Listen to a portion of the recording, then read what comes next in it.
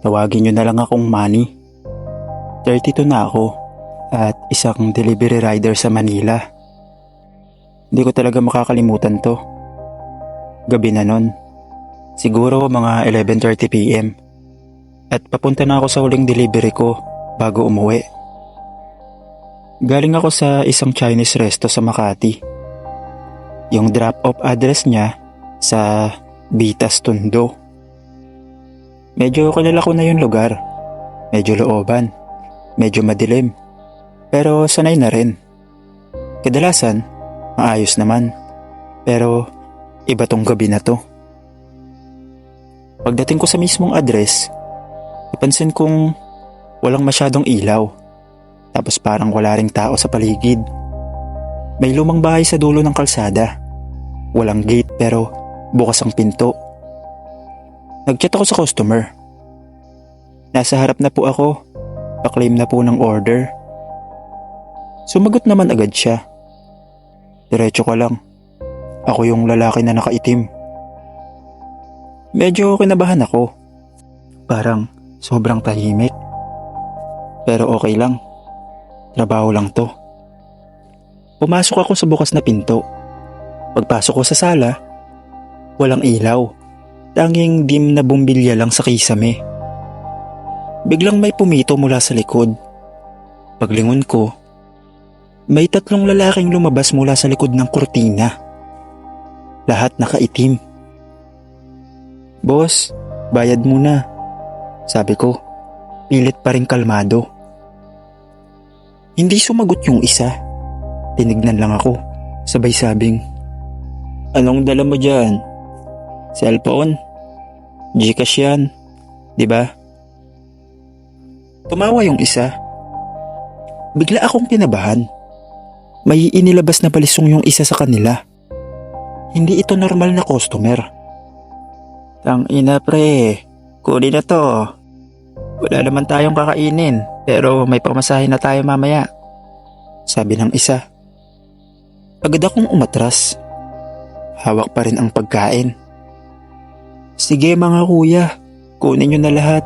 Basta wag nyo lang akong saktan." Nanginginig na ang boses ko. Pero di sila umatras.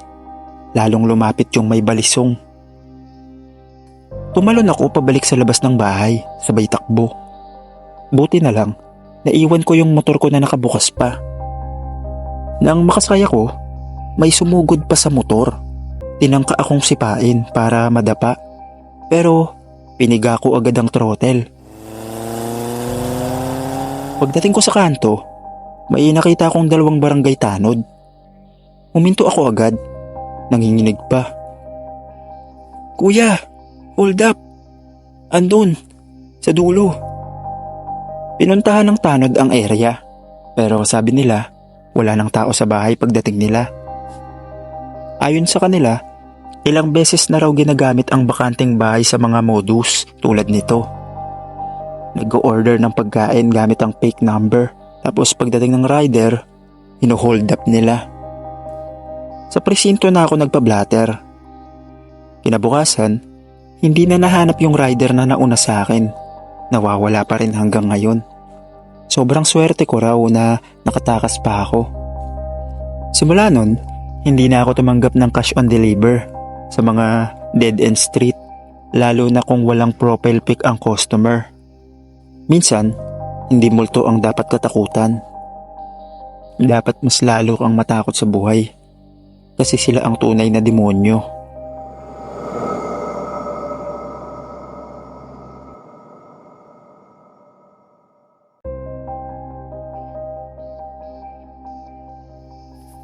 Ako nga pala si Kevin, 27, full-time delivery rider sa QC. Mabilis ang kita pag gabi, mas konti ang traffic, mas maraming gutom. Gabi ng Sabado, mga 10:20 PM, nakakuha ako ng order mula sa delivery app. Ang pick-up, convenience store sa Cubao. Ang order niya, 5 energy drink, 2 charger. Yung drop-off, sa Kamuning.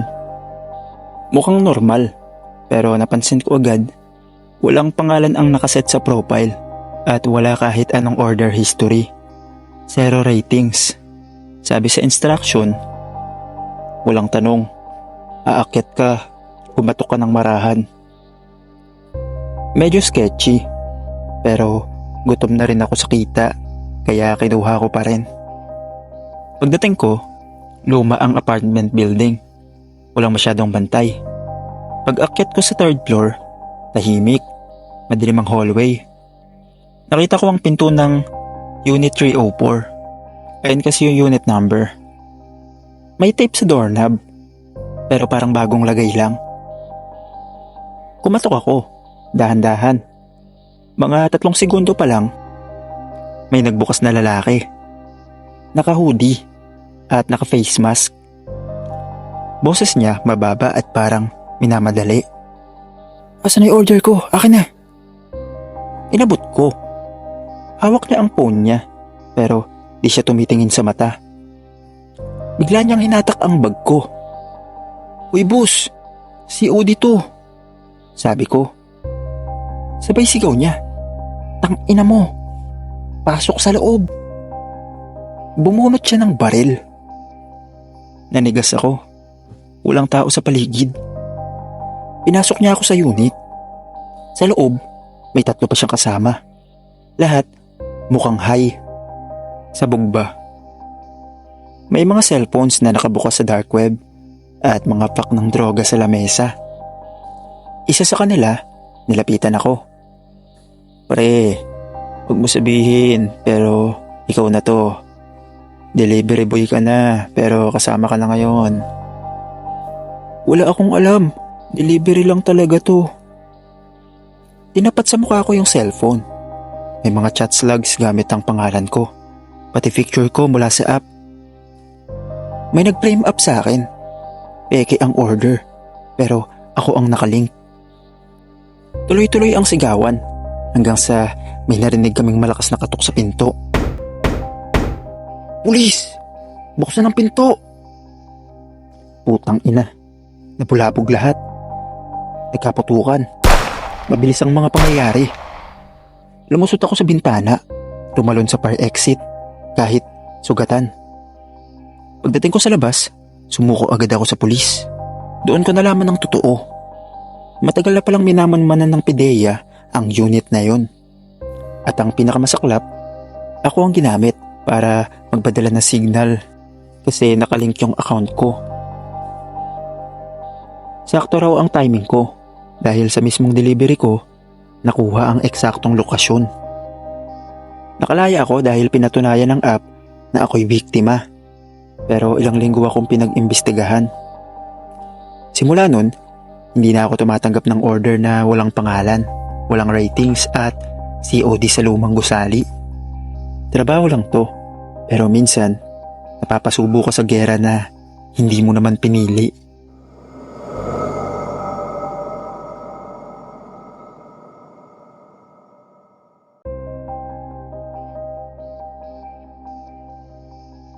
Itago nyo na lang ako sa pangalang Arnel.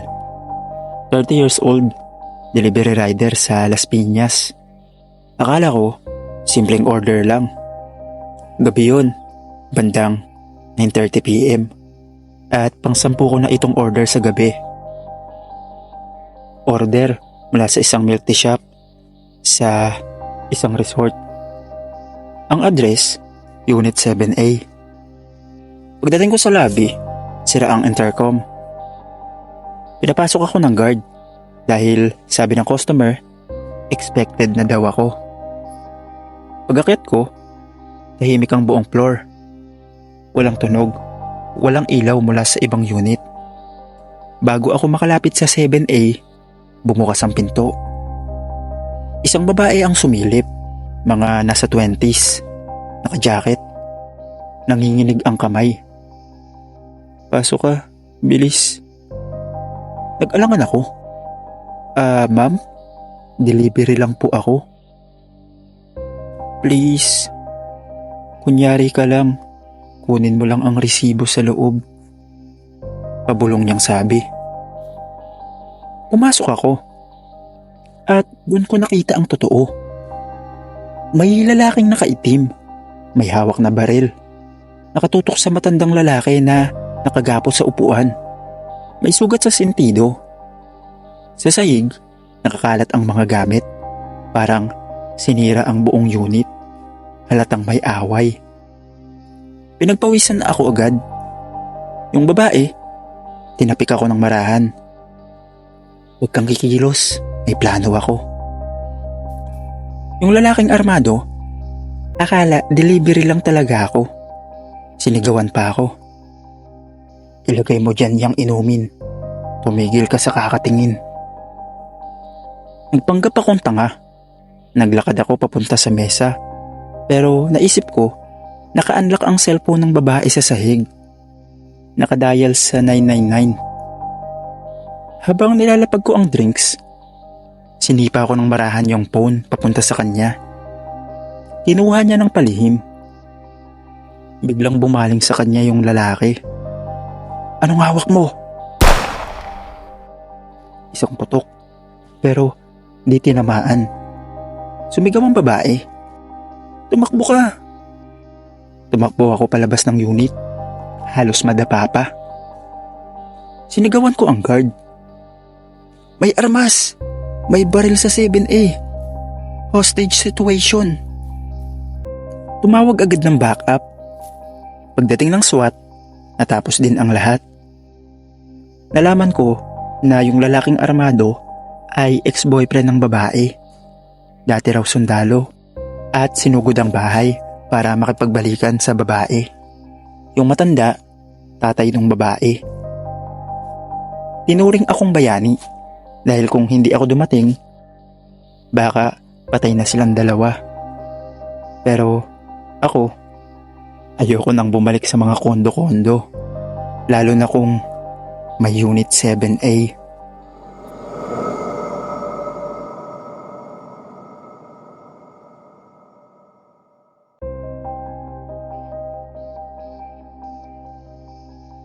Ako si Nico, delivery rider sa Caloocan. Malapit na akong umuwi nun, mga 11:15 PM at isang order na lang ang natitira. Nakapick up ako ng 4 na 1 liter na soft drinks, 2 bag ng yelo at isang sealed ng brown box. Sabi sa app, party supplies. Ang location sa dagat-dagatan. Ang nakalagay sa instruction, ilagay mo lang sa gate. Huwag ka nang kumatok. Pag may lumapit, siya na yun. COD.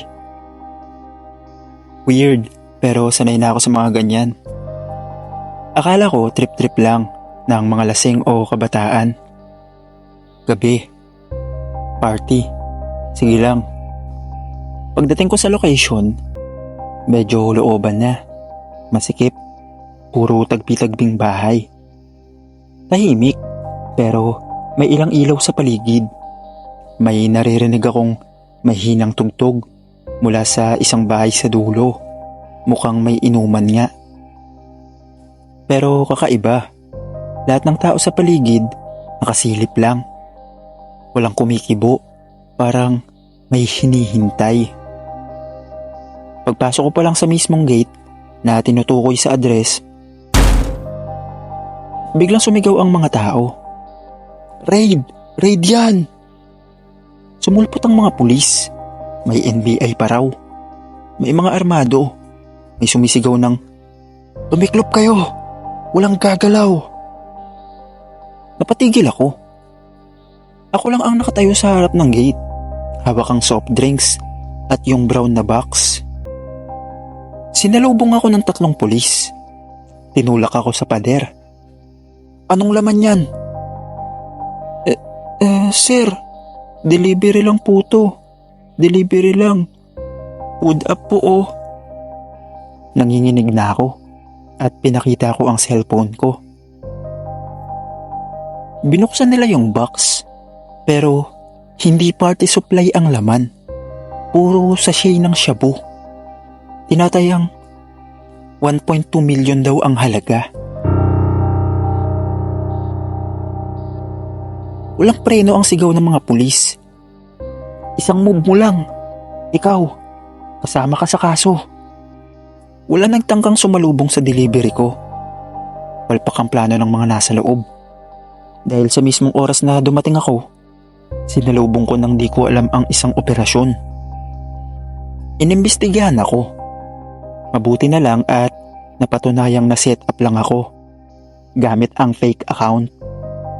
Nang pinasilip nila sa akin ng app logs, hack pala ang account na ginamit ko. Same number pero ibang pangalan at picture. Ginamit nila ako para pumasok ang droga ng walang kahinahinala. Mukha lang kasi akong pagod na delivery boy. Sabi ng isang pulis, alam mo bang kung nahuli kang may galaw, kahit walang alam, bagsak ka agad. Tumangaw lang ako, nanginginig pa rin. Simula noon, ayoko nang tumanggap ng mga item na sealed boxes, lalo na paggabi. Wala akong pake kung 5-star tip yan. Buhay ko ang kapalit eh. Hanggang dito na lang. Salamat sa pagbabasa ng kwento ko, Sir Dave.